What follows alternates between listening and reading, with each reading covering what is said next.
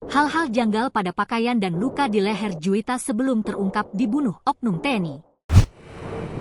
Sejumlah kejanggalan ditemukan dalam kematian Juwita, seorang jurnalis di Banjarbaru, Kalimantan Selatan, yang ternyata dibunuh oleh kekasihnya sendiri, seorang oknum TNI AL.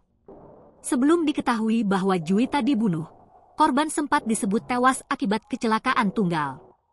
Namun, TNI, rekan Juwita, mengungkapkan sederet kejanggalan saat korban ditemukan di tepi jalan pada Minggu 23 Maret. Saat berada di pemulasaraan jenazah, TNI melihat sejumlah luka yang menurutnya tidak sesuai dengan luka akibat kecelakaan tunggal. Ada bekas memar di bawah mata serta dari leher hingga ke daun telinga sebelah kiri, padahal korban memakai helm.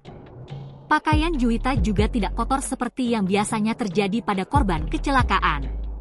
Terlalu janggal kalau Juwita disebut mengalami kecelakaan tunggal. Kalau kecelakaan, pasti bajunya kotor dan rusak, katanya, dikutip Kamis, 27 Maret 2025. Koordinator Aliansi Jurnalis Independen Persiapan Banjarmasin, Randy Tisna, awalnya menduga Juwita menjadi korban begal karena dompet dan ponsel korban tidak ditemukan di lokasi kejadian. Namun, setelah polisi melakukan penyelidikan, terungkap bahwa pelakunya adalah oknum TNI AL berpangkat kelas 1 berinisial J. Kapolda Kalsel, Irjen Rosyanto Yuda Hermawan, mengatakan bahwa pihaknya menurunkan tim untuk melakukan penyelidikan, menangkap pelaku, dan mengungkap motif di balik pembunuhan tersebut.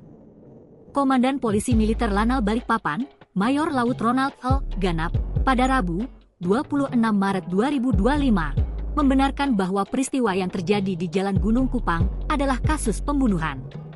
Benar, pembunuhan dilakukan oleh oknum TNI AL berpangkat kelas 1 berinisial J, ujarnya.